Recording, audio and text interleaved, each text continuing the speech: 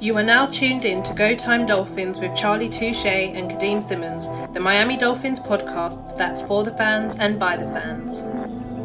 Gotta make them lose their mind when it's your time. And it's show time. Going all out when it's go time. Go. I ain't wasting no time. Gotta make them lose their mind when it's show time. Cause it's your time. Lay it on the line when it's go time. Go. Don't waste no time.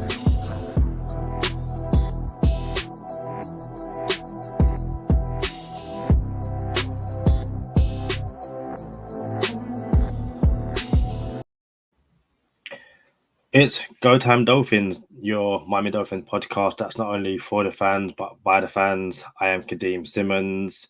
First time I've ever had to do a solo episode, but I won't stay here for too long. Charlie's on his way back to the United States after that gut-wrenching defeat to the Jacksonville Jaguars in London on Sunday.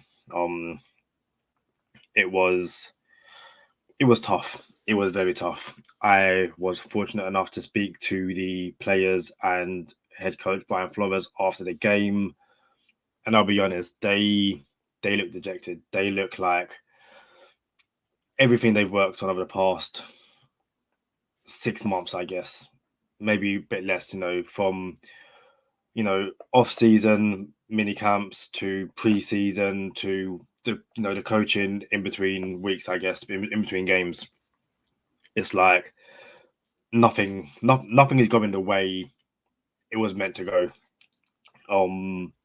Flores looks like a coach who he's trying. Like I don't want to come across like a Flores defender. There are moments in that game which I disagreed with his play calling, with his decision making. There were other moments where I was like, no, you made the right decision. I look at what's the best way to describe it? The best example. I look at the decision to challenge the special teams play, where I believe the ball appeared to go off Jamal Agnew's fingers. We recovered the ball, touchdown. From where I was seated, I was looking at the replay. I thought it touched his fingers. I was with 5-yard Lee. Shout out to 5-yard Lee. We both believed it touched his fingers. I think a lot of fans believed it touched his fingers. I think, those small moments, it proved to be the difference. And from what a lot of players was talking about and Coach Flores was talking about, is they are close. They are close to getting some of these losses into wins. Like the last 2 field goals by the Jaguars, the one to tie the game, that literally starts outside of the sticks. That's like it. I've seen it in football. I'm from the UK, soccer football. I've seen free kicks where it starts from outside the goal and it curves round. That's what it looked like. Like there's a replay where I don't have no footballs on me, but like if the stick is here, if the stick is here, the ball's here, and it's unfortunate. And then the decision to come out in Hail Mary defense, and the Jags with 6 seconds left are able to run a quick play, call a timeout, 1 second left, 53-yard field goal. And again, that just makes it. The players say they're close. From what I saw from the players, from what I asked the players, they genuinely believe they are close. I know a lot of people are calling for heads to roll, be it Brian Flores, be it Chris Greer, be it go and get a Watson, should have drafted Herbert, all this kind of stuff. I understand the frustration because this team should not be 1-5. We were a game away from the playoffs last year. We thought we made the playoffs this year. Our season is essentially over with 11 weeks left, and we have,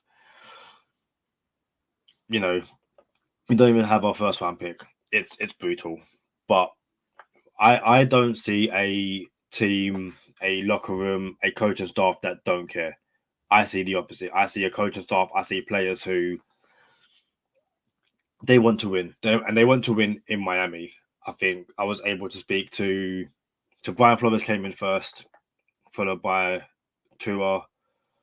After Tua was, I believe, Christian Wilkins, and then we had Jalen Waddle and Emmanuel Ogbah. I might be missing someone. Oh, and Jerome Baker. I believe I got to ask at least one question to 5 of them, and Emmanuel Ogbah, not many people had a question for him, so I managed to get a few in. You'll see it all after this. I'll make sure to just show the clips of me asking the questions and the responses, and then further down the line you'll see the full press conferences. I know there's a few beat writers who said that Tua had tears in his eyes while he was speaking. I didn't quite think he had tears in his eyes, but I definitely believe he was emotional. I think, he's not stupid. He knows that everyone is going to put this loss down to him. He spoke about the interception. He said he don't know what happened. He didn't double clutch it. It's just one of those things where he would never make that mistake again. It's just unfortunate. And I think if you're Tua, those kind of mistakes, fans aren't going to allow him to forget it. People will completely ignore the fact that he then led the team on a 91-yard touchdown drive. None of that matters. And you know what? He was asked how he felt about that drive, and he said himself, it doesn't matter because we didn't get the win. In terms of what else was asked, I believe it was Ogbah who said that, this is a young team. So I asked him, it's a young team. How do you think guys like Javon Holland and Jalen Phillips have, started their NFL careers? He said they're key players. I agree with him.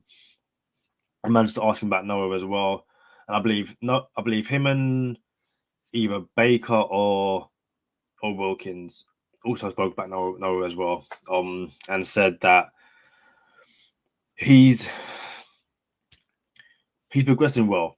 They both said that he's had to come in for Pro Bowl corners, and that he played well. He done some nice things. I know a lot of people blamed him for the Jaguars' first touchdown. I disagree.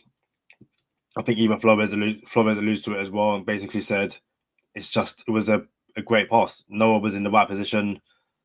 He got his head round. Trevor Lawrence put the ball only where Marvin Jones could get it. I believe it was Marvin Jones that scored. I don't think there's many corners in the NFL who could stop that. But again, I think Noah and Tua are two players who, no matter what happens, if they make a mistake, that's going to be, that's all people are going to care about. All people will remember, and fans are entitled to that. I think the most telling part of the entire experience, talking to the players and the fans, was something that Jerome Baker said. At no point was he asked about the coaching staff. No one said, do you believe in this coaching staff, anything like that.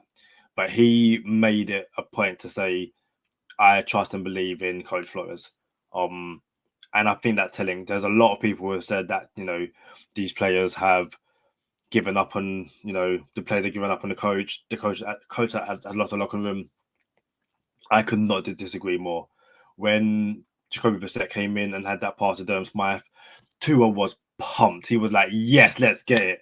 I believe on the second touchdown, again, 5-yard lead point in the south, Jacoby Brissett was hobbling onto the field to celebrate with Tua.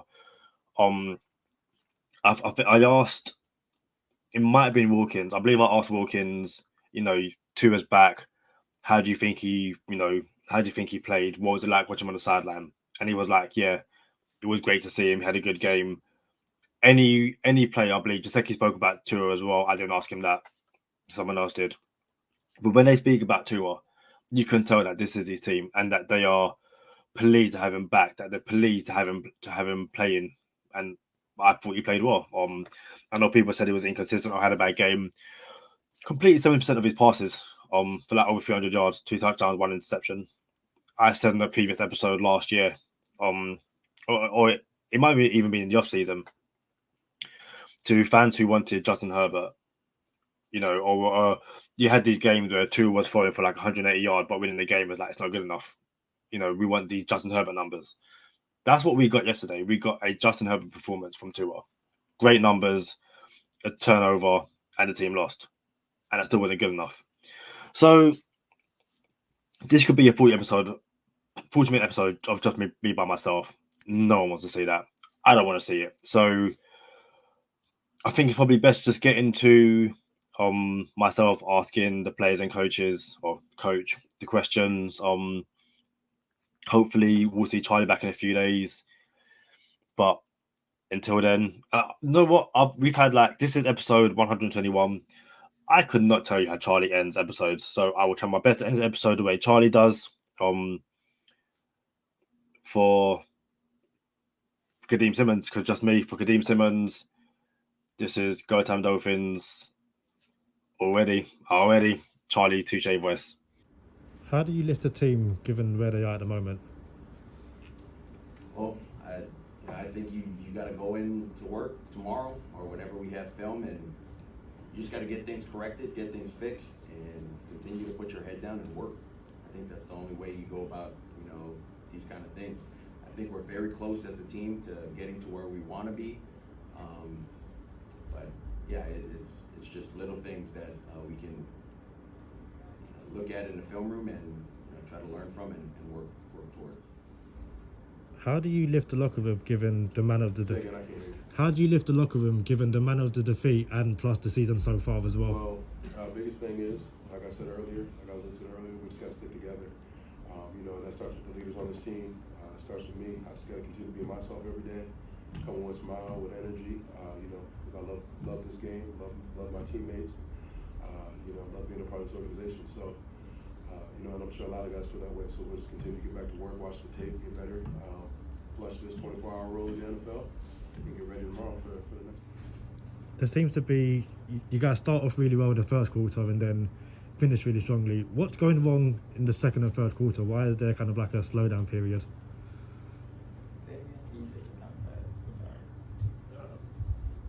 Finished well in the first quarter and fourth quarter. How come there's a slowdown period in the second and third quarter?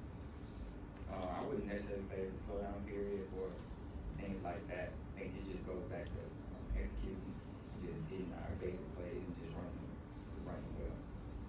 Jalen, as a team, how good was it to see Tua back out there? As a team, how good was it to see Tua back out there given his injury? As a team, how do you think Tua played today, and how good is it to see him back out on the field? I was excited to see him back out there. Just to see the work he put in. He was out. He was still locked in. He was still trying to be healthy. He was still trying to get guys better. I was definitely happy to see him out there. I definitely think he made some great throws and great plays, and that's what we all expected him. So definitely happy for him. And at the end of the day, you got to close this chapter and focus on next season. I'm definitely excited for that.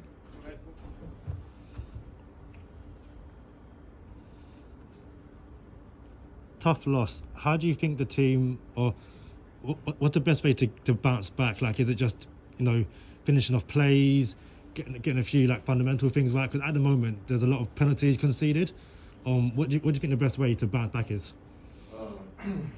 We had a chance to close out the game. I'll say as a whole, me myself, got to do a better job finishing on making plays and giving our team a chance to win the game. There was a few times you got to Trevor Lawrence, but he kind of just evaded you. Did you expect him to be that quick and that agile? Yeah, Trevor Lawrence was definitely faster than I thought he was. Definitely a good athlete, but like I said, I got to do a better job finishing those plays, and those are the key plays I got to finish.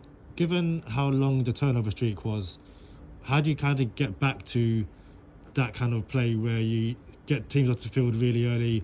Again, it's just back to finishing plays and all that kind of stuff. As a defense, we emphasized on turning the ball over. That was the key coming into the game when the turnover battle. And we came short on that. Like I said, we got to do a better job getting turnovers for the offense, giving them better field positions to finish out the game. Manuals. You spoke about how young the team is. How do you think Jalen Phillips and Javon Holland are progressing in the NFL? They're doing a good job for it. They're key guys that we need on this defense. They're making good plays, big plays for us. I'm excited for their growth, and they just gotta keep battling, and we're gonna turn this around for them. Another young player in Noah who got the start today. How do you think he did, and how do you think his transition from the college to the NFL has been? I think Noah's doing a good job for us. He got Ogbah down. He stepped in and made some key plays and good plays for us. I'm proud of his growth as well. I'm happy to see him out there, playing. But like we all got to do a better job as defense, playing better. All right, sir. Thanks, man. Thank you. Thank you. Thank you.